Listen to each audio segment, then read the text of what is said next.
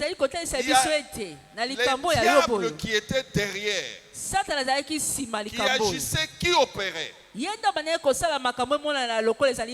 Ça, c'est le premier cas. Ensuite, la Bible nous dit: et je me suis échappé moi seul pour t'en apporter la nouvelle.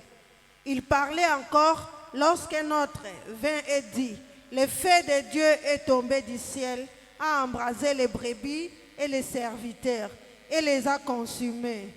Et je me suis échappé moi seul pour t'en apporter la nouvelle. Amen.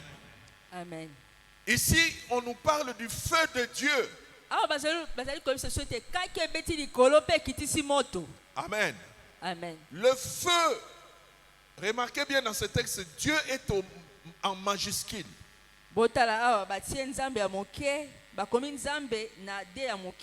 Non, Dieu est en majuscule dans ce texte. C'est-à-dire, c'est Satan qui opère. Mais il voulait montrer à Job que les dieux là que tu aimes, les dieux là que tu sers, les dieux là pour qui tu viens à l'église, il a fait descendre le feu sur tes brebis et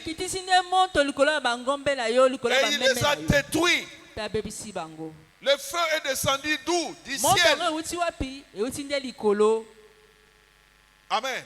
Amen. Au point que si tu n'as pas le discernement, si tu n'as pas la connaissance, si tu n'as pas les yeux spirituels, tu peux être induit en erreur. Tu peux te décourager dans ta foi. Tu peux te dire: mais comment Dieu peut me faire ça?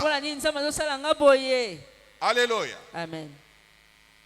Nous continuons avec la troisième partie. Il parlait encore lorsque notre vin est dit: des Chaldéens formés en 3 bandes se sont jetés sur les chameaux, les ont enlevés et ont passé les serviteurs au fil de l'épée. Et je me suis échappé moi seul pour t'en apporter la nouvelle. Encore, ici on nous parle des Chaldéens. Pourquoi il n'attaque pas quelqu'un d'autre? Pourquoi seulement Job? Alléluia. Pourquoi seulement les troupeaux de Job? Pourquoi seulement les serviteurs de Job? Job était ciblé. L'ennemi agissait. Mais il n'agissait pas à découvert. On pouvait voir cela comme des événements qui s'enchaînent. Comme ça arrive dans la vie de beaucoup de gens. Des problèmes arrivent.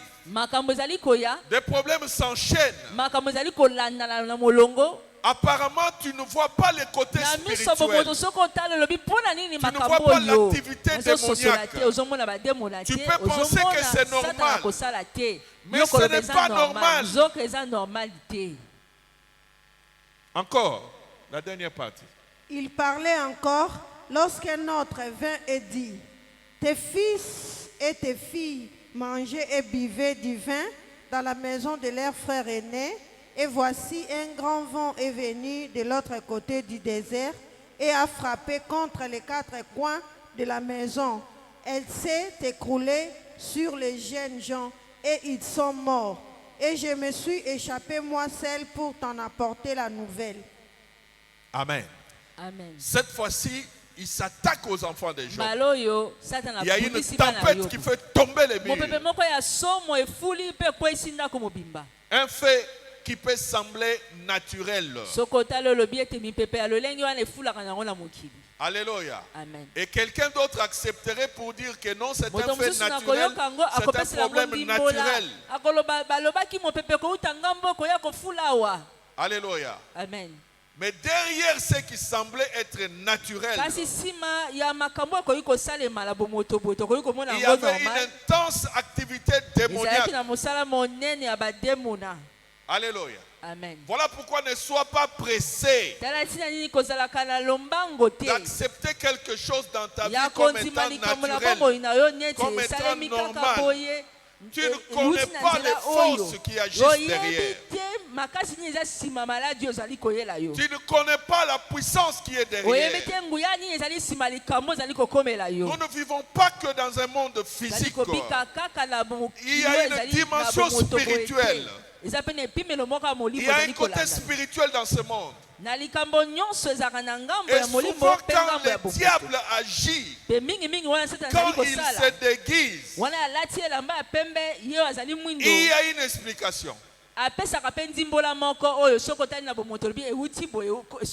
Une explication normale, logique. Regarde comment il attaque Job. Il commence par le bien de Job, les serviteurs de Job, les enfants de Job, et ensuite la santé de Job.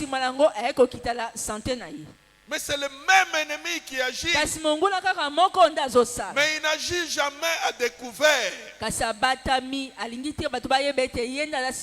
Vous verrez quelqu'un qui avait un travail. Il perd le travail. Après avoir perdu le travail, il fait un AVC. Et les gens sont là pour expliquer. Quand il a perdu le travail, quand il a perdu ses biens, il pensait beaucoup à cela, et cela l'a conduit à ceci. On donne une explication normale à ce qui n'est pas normal. Alléluia. Amen. Souvent nous donnons des explications sans discernement, sans connaissance, sans révélation. Cherchons que Dieu nous parle. Cherchons que Dieu nous montre. Qu'est-ce qui se cache derrière? Nous pouvons prendre notre exemple dans la Bible. Matthieu 8. 23-27. 23-27. Matthieu 8. 23 à 27, j'ai lu au nom de Jésus. Il monta dans la barque et ses disciples les suivirent. Et voici, il s'éleva sur la mer une si grande tempête que la barque était couverte par les flots. Et lui, il dormait. Les disciples s'étant approchés, les réveillèrent et dirent, « Seigneur, sauve-nous. Nous périssons. » Il leur dit, « Pourquoi avez-vous peur, gens de peu de foi ?» Alors il s'éleva, menaça les vents et la mer, et il y eut un grand calme. Ces hommes furent saisis d'étonnement. Quel est celui-ci, disait-il, à qui obéissent même les vents et la mer. Amen. Amen. Nous connaissons tous cette histoire. Comment Jésus a parlé à la tempête et il a apaisé la tempête. Mais le problème est que quand nous lisons cette histoire, ça semble être une histoire normale. Cette tempête semble être une tempête normale. Parce que le lac de Génézareth était connu pour de fortes tempêtes. Jusqu'à aujourd'hui, on dit de ce lac que c'est... Quand vous vous y trouvez, c'est comme la mer. Souvent, il y a des vents violents qui agissent comme si vous étiez sur une mer. Mais le problème est que cette tempête-là n'était pas une tempête naturelle, une tempête normale. Il y avait des démons derrière. Il y avait Satan derrière. Il agissait derrière une tempête. Il voulait détruire la vie des disciples. Il voulait même détruire la vie du Messie. Au lieu qu'il meure crucifié à la croix,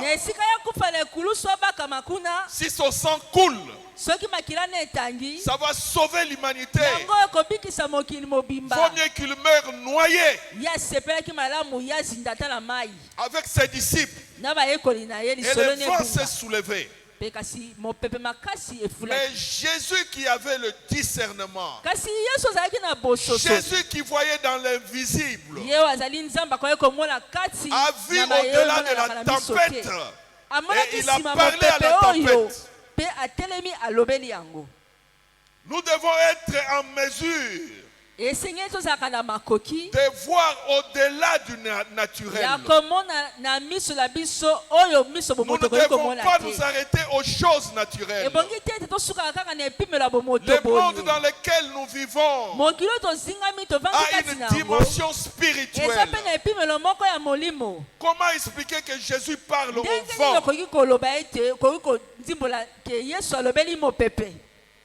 Il a parlé au vent. Parce qu'il voyait les esprits qui étaient actifs derrière ce vent.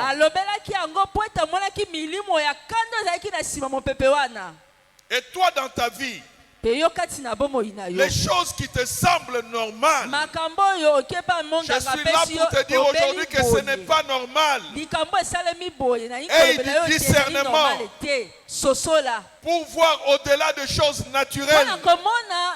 Pour comprendre que ce problème n'est pas normal. Cette maladie n'est pas normale. Mon chômage n'est pas naturel. N'est pas normal. Les problèmes financiers que je rencontre ne sont pas normaux. Alléluia. Pour cela, tu as besoin de discernement.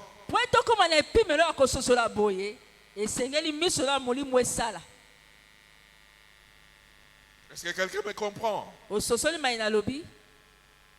Alléluia. Amen. Ce qui semble normal dans la vie n'est pas toujours normal.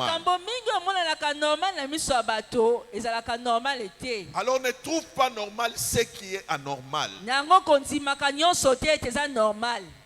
Cherche à comprendre qu'est-ce qui agit derrière. Cherche à avoir du discernement. Prie, cherche Dieu, que Dieu te parle, que Dieu te montre, que Dieu te révèle.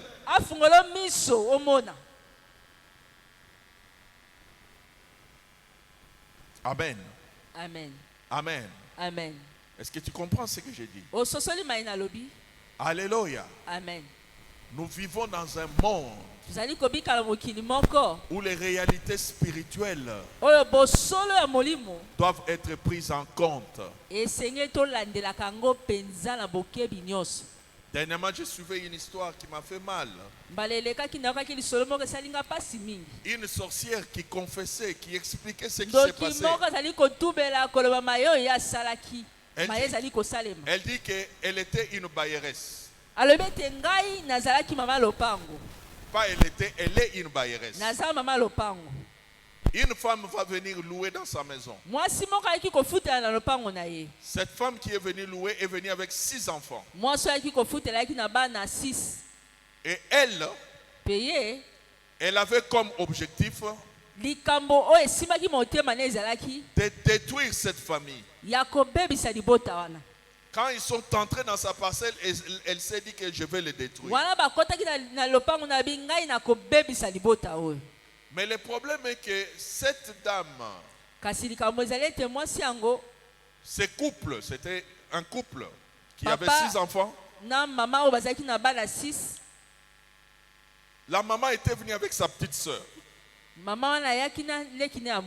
Et sa petite soeur priait beaucoup. Elle aimait beaucoup la prière. Elle était attachée à la prière.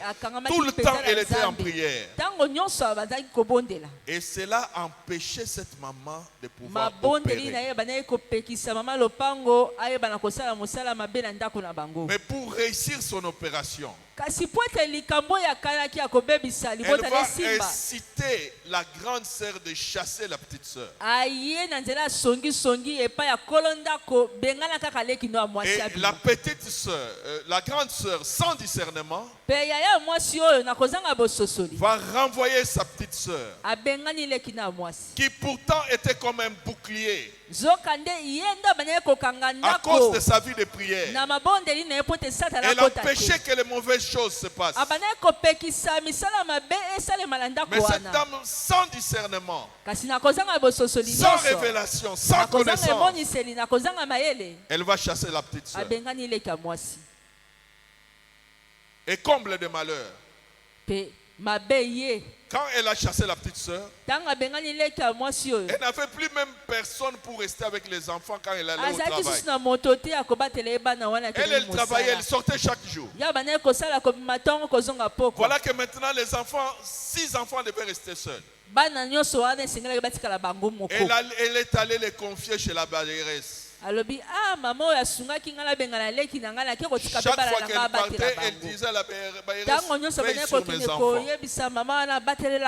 Et elle a livré elle-même ses enfants entre les mains de l'ennemi, entre les mains du bourreau.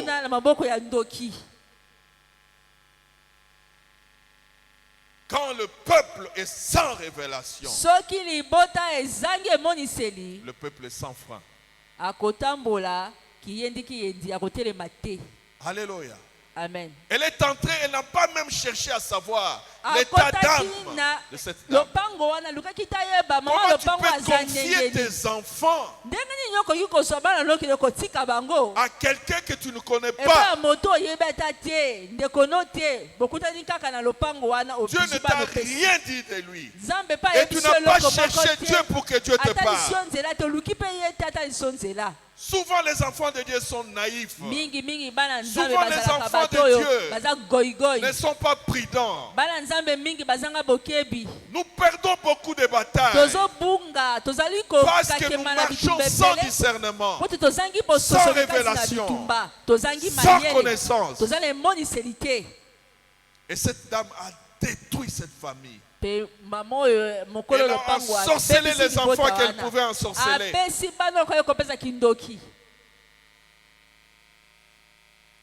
Elle a détruit ses couples. Certains enfants sont morts. Les couples s'est séparés. Et leur vie a été détruite.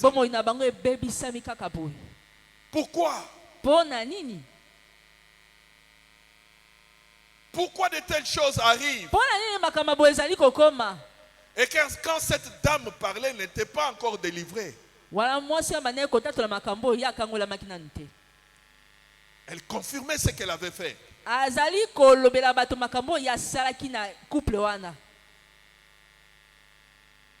Dieu n'a pas donné le discernement pour rien. Dieu n'a pas donné le don de discernement pour rien. Les dons de discernement doivent être très actifs dans nos vies. Tu dois aimer que Dieu te parle. Dieu te révèle des choses. Dieu te montre des choses cachées. Tu dois avoir l'habitude de consulter Dieu. Et même si à ton niveau, tu n'as pas la révélation, cherche les hommes de Dieu. Cherche les vrais prophètes. Parce que les vrais prophètes existent. Alléluia. Amen. Amen. Amen. Les vrais existent, je vous dis. Si tu pries à ton niveau, tu vois que tu n'as pas la révélation. Cherche aussi les hommes de Dieu. Associe-les dans ton cas. Que Dieu te révèle, que Dieu te montre. Amen. Amen. Quand quelqu'un, un homme de Dieu qui a un don de discernement aiguisé, actif, opérationnel, peut être d'une grande aide pour les enfants de Dieu. Amen. Il ne faut pas hésiter de soumettre ta situation, ton problème.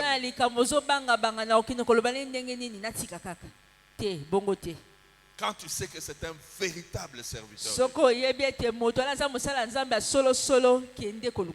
Parfois, une situation qui peut te demander un mois de prière, une semaine de prière. Devant un don de discernement aiguisé, en une seconde, en 5 secondes, en 1 minute, Dieu peut révéler tout.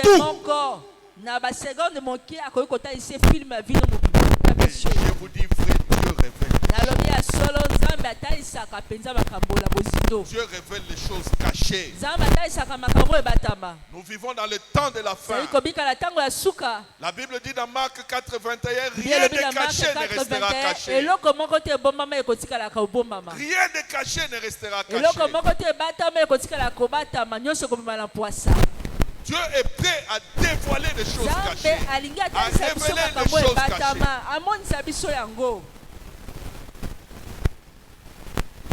Et pas seulement par rapport à notre vie, même par rapport au ministère, par rapport à notre vocation, par rapport au mystère caché de Dieu. Amen. Amen. Nous avons besoin du discernement.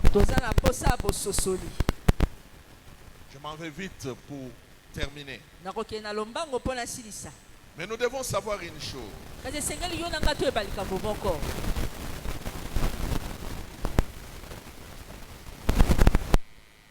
Le discernement des esprits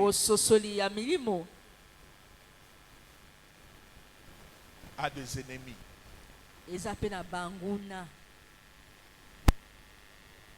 Amen.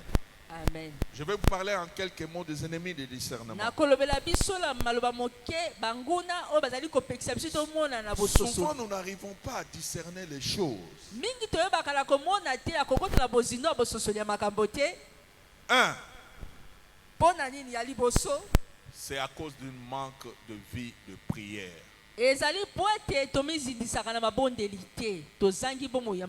Manque d'une vie d'intimité avec Dieu.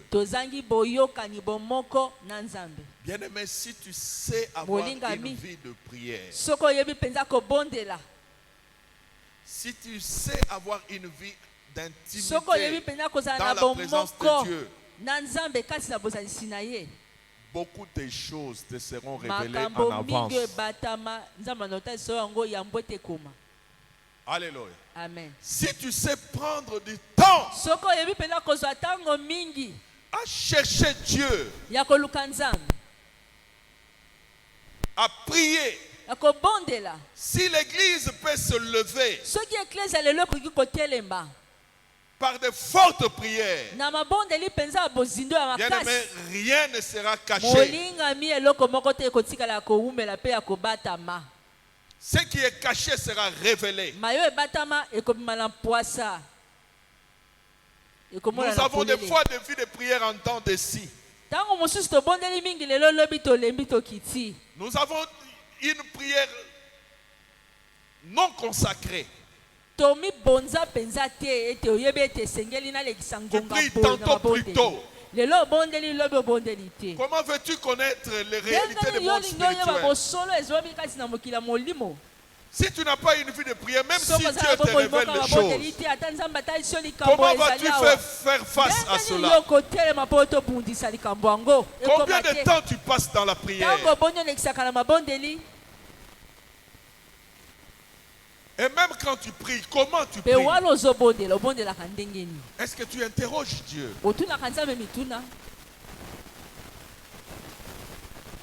Souvent nous nous approchons de Dieu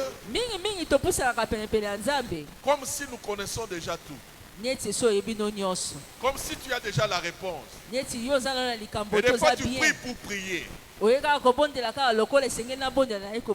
Priez Dans le domaine du discernement,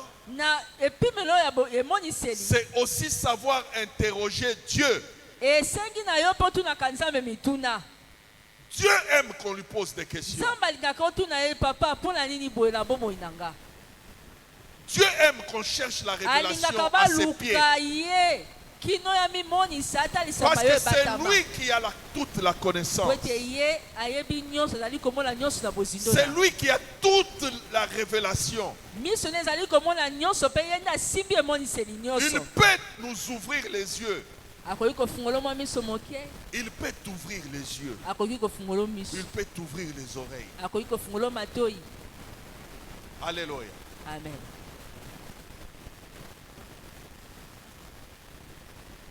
Deuxième ennemi, c'est le manque de la connaissance des Écritures.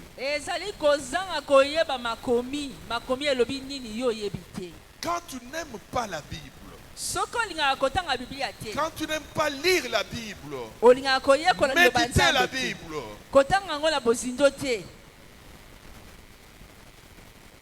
spirituellement tu seras aveugle. La Bible dit que ta parole est une lumière.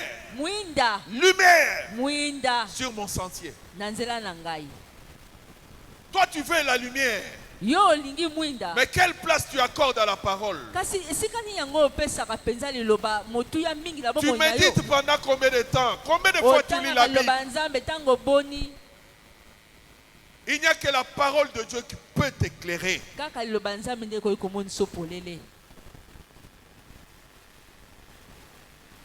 Sans la parole de Dieu, tu seras dans le noir. Tu vas marcher dans le ténèbre. Sans la parole de Dieu, l'ennemi va faire tomber les ténèbres dans ta vie. Regardez ce qui se passe même dans les églises.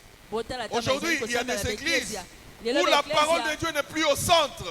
On n'étudie plus la parole de Dieu, on ne lit plus la parole de Dieu.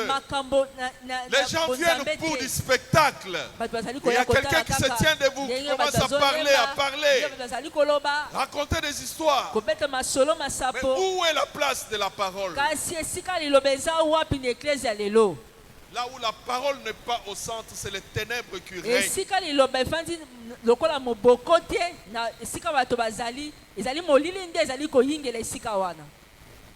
Ta parole est une lampe à mes pieds. Psaume 119, versets 100 et 5. Psaume 119, verset 105. Ta parole est une lampe. Seigneur, que la lampe de ta parole brille dans nos églises. Que la lampe de ta parole brille dans nos vies. Que la lampe de ta parole brille dans nos maisons, dans nos familles. Que dans nos maisons, nous puissions prendre le temps d'étudier ta parole. Dans nos familles, nous puissions prendre le temps de lire ta parole. Pas seulement prier. Prier et étudier la parole de Dieu. Prier et méditer les Écritures. Prier et lire la parole. Proclamer la parole de Dieu.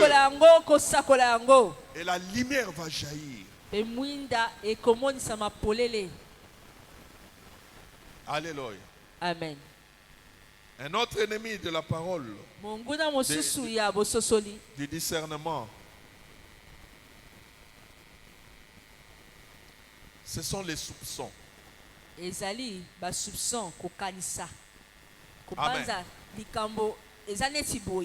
Les discernements, ce ne sont pas des soupçons.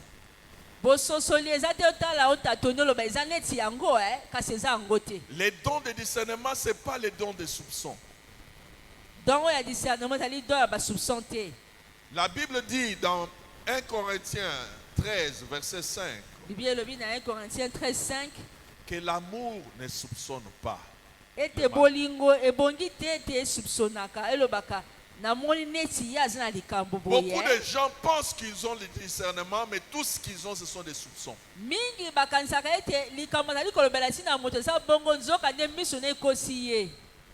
Amen. Amen. Quand ils regardent la vie de quelqu'un, ils tirent des conclusions.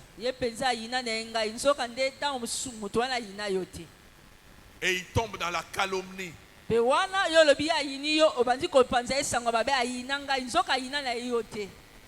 Il peut déclarer quelqu'un sorcier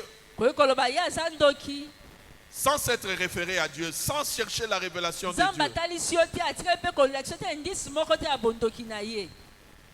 Amen. Amen. Cherche d'abord que Dieu parle. Alléluia. Amen. Le discernement, c'est lorsque Dieu parle. Mais ce ne sont pas des soupçons.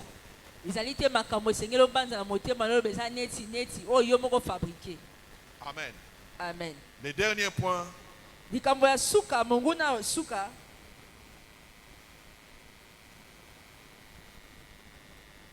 C'est l'absence de la recherche de la confirmation.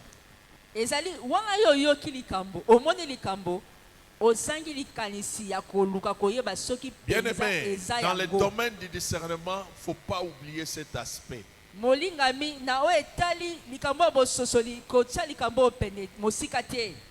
Des fois, Dieu peut te parler quelque chose. Des fois, tu peux avoir la révélation de quelque chose. Mais cherche aussi la confirmation de Dieu.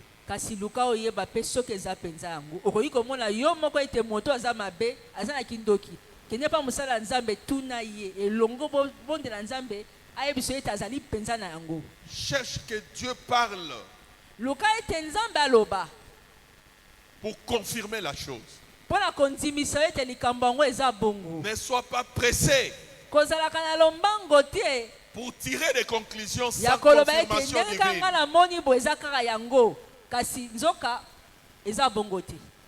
Des fois même quand tu pries, quand Dieu t'a parlé sur quelque chose, tu peux encore prier et demander une confirmation du Seigneur. Que Dieu jette encore plus de lumière, plus de clarté. Il ne suffit pas d'un songe pour tirer des conclusions. Parce que les songes sataniques aussi existent. Parce que des démons séducteurs aussi existent. Qui peuvent te donner de faux songes sur quelqu'un. Et tu tires vite des conclusions. Tu vas dire j'ai vu. J'ai vu. Mais parce que tu n'as pas cherché la confirmation, ce qui semble pour toi un discernement tombe à côté.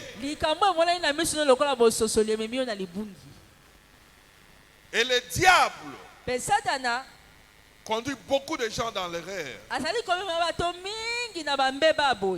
Parce qu'ils ne reviennent pas à Dieu pour chercher la confirmation des choses. Il ne suffit pas d'un petit songe pour tirer des conclusions. Il ne suffit pas de sensations pour aller vite en besogne. Cherche encore l'éclairage de Dieu, plus de lumière. Que Dieu te parle encore plus clairement sur la chose. Amen. Amen. Dieu ne trouve pas de mal qu'on lui demande une confirmation. Dès lors que ce n'est pas motivé par l'incrédulité.